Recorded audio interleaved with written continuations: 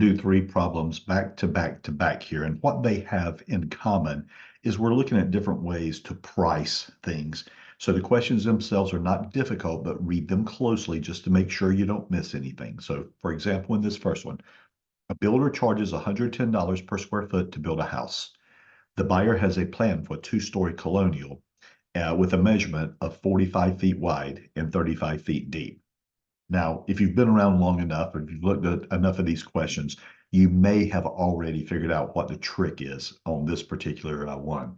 It's a two-story colonial. Colonials are typically just a box on top of a box. So what's going to happen on this particular problem is it's going to be 45 feet times 35 feet. But don't forget, it's a two-story, so times 2. So let's take a look at what that number is going to be. 45 times 35 is roughly 1575. Let's multiply that by 2 for the second story. It appears that that house is actually 3,150 square feet. Okay, why? Because it's two stories. And so that's how we get to that number. Now, the setup says that it's going to cost $110 per square foot to build it. So now it's a very simple, straightforward math problem. 3,150 times 110, just checking that number to make sure I got the right number. And to build that house will cost $346,500. Okay. Now, again, ask yourself only what's in the question. In other words, don't worry about the land cost. Don't worry about this or that. We told you it's 110 per square feet. Your job was to watch out for the trick and not get confused by the square footage there. The answer is 346,500. Now, again, part of what you're doing on these back-to-back questions right here is you're just watching to see what is the trick that we're throwing at you that we want you to be careful about. So look at question number 2 here. A large tract of land is 400 yards wide and 600 yards deep. We get so used to thinking in terms of footage and square footage that the yardage may have thrown you off. But in this particular case, if it's 400 yards wide and 600 yards deep, I'm going to convert that to square footage because I know that I can convert square footage to acres. So remember that a yard is 3 feet. So 400 times 3 will give you 1,200. 600 yards would be 1,800 linear feet. Multiplying length times width, 1,200 times 1,800.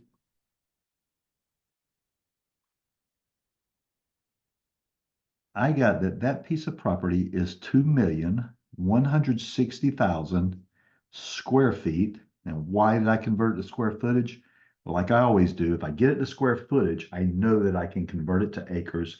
And this case says the price of this property is $2,500 per acre. Okay. Then let's figure out how many acres there are. 2,160,000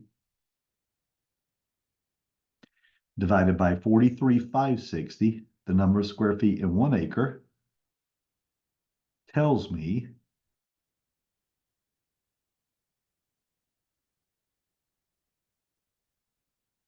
that there are 49.59 acres, 49.59 acres. And given the setup, we know that 1 acre is worth $2,500. So let's just apply the 2,500 to what we now know is the number of acres.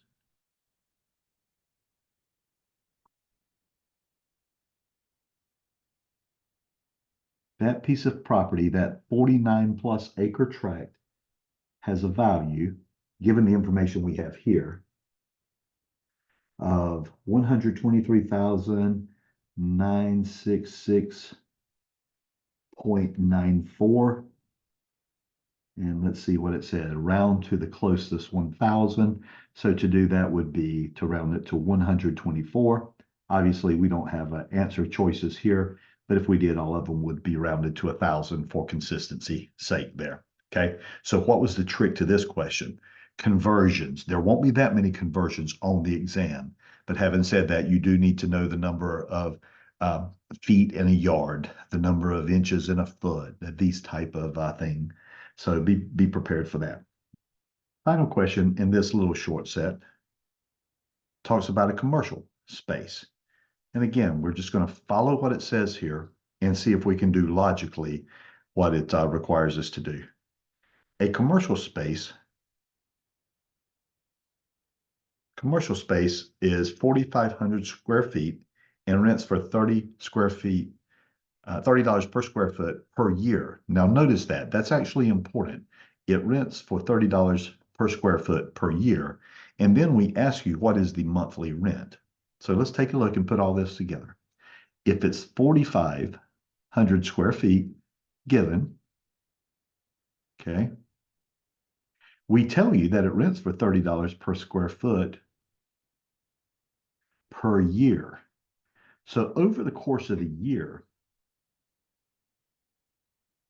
that property is going to rent for $135,000. This is pretty indicative of the way that commercial rents are, in fact, calculated. And what most people want to know is, okay, well, how much is my monthly rent going to be? Now that you have what the annual rent is, you can simply divide that by 12, and it will tell you that at least based on this basis, your monthly rent is going to be $11,250. Okay. Now that little short set that we did there was just to show you how we can combine measurements and dollars to come up with an answer. Wrapping up fun things to do with measurements.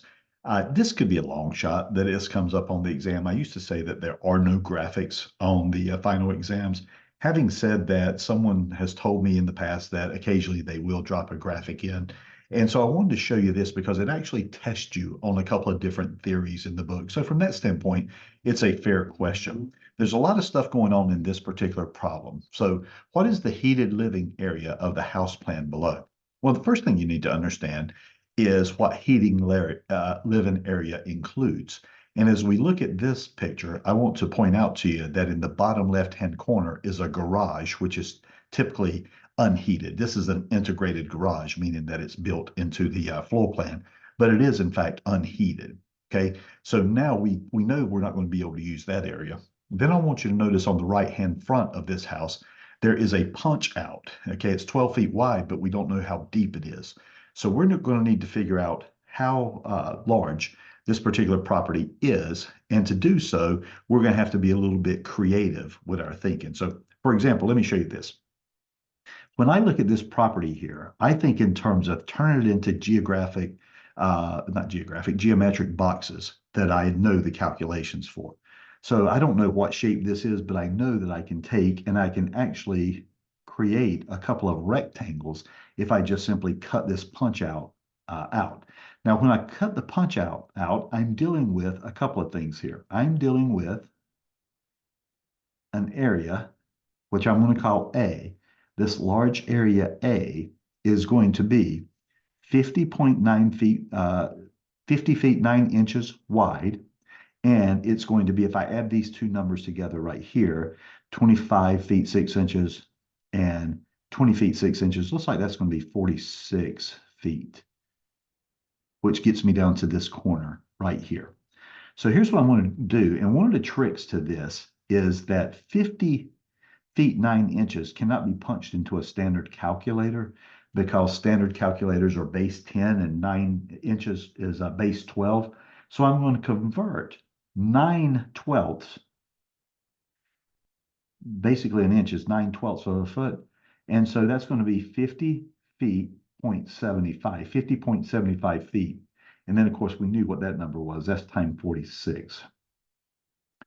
So we take that, and I can tell you that box A is going to be 50.75 times 46. Box A is going to be 2,334.5 square feet. Okay, Well, someone's watching the video and saying, well, I thought you couldn't use the garage. I can't use the garage. So let's go subtract it out. So we're going to take the 22334.5 and we're going to subtract out the garage. Now let's go deal with this garage here real quick. This garage is going to be 20 feet wide, right there, and it's going to be 25 feet 6 inches. But remember what we have to do to that number. 25.5. 6/12 would be the same as a half, or 0.5. So we find out that that garage is actually 20 times 25.5 is 510 square feet. Well, it's unheated. So it's not going to be heated living area, so we subtract it out. We subtract 510 from that number. Okay. 2334.5 minus 510 looks like it's going to be $1,824. I'm sorry, not dollars. We're talking square feet at this point. 1,824.5 square feet. You say, okay, that's great. Here's the problem. We haven't taken care of the punch out yet. Now we know the punch out is 12 feet wide, but we don't know how deep it is. But actually we have the ability to figure it out because we know that from here to here is 54 feet. And we know from here to here is 46 feet because of these measurements. So we technically know that the punch out is 8 feet. It's 54 minus 46. Boom. So now all I have to do is multiply 12 feet wide in the punch out times 8 deep is 96 square feet. And then we finally have the answer to this question. 1824 in box A up there. I'm going to call that B. I add that in. And keep in mind, you can do this as many times as necessary, depending on how many little odd areas there are on the house. Let's add these two together. The total heated living area of that house in the drawing is 1,920.5 square feet. Okay. Again, not overly concerned that you're going to get this one for exam purposes, but it's possible that you might get it. Another interesting variable that you may see on the exam is really a straightforward math question. It's actually more of a vocabulary question. So let me show you what the trick is on this one. In an area zoned for commercial use, properties sell for $2,200 per front foot. What would be the price of a property that has a measurement of 500 feet by 200 feet? Okay, let's go to this word right here, front footage. Front footage is exactly what it sounds like. It's the width. It's always the first number, okay? And if you say, well, what's the significance of front footage? In commercial corridors, the most value is in the front footage. So you've heard of property being valuated per acre. You may have even heard of property being valuated per square foot. This is just a different way to evaluate property based on the fact that it's in a commercial area. And in the commercial area, the front footage is going to be where most of the value is. That gives you access to people driving by and for signage and things like that. Well, once you know those two things, that front footage is a way to value property, and once you know that the first number when given the dimensions of a property is the width of the property, therefore the front footage, this actually becomes a very simple question. $2,200 per front foot, and there are 5 of them, 500 of them. So 2,200 times 500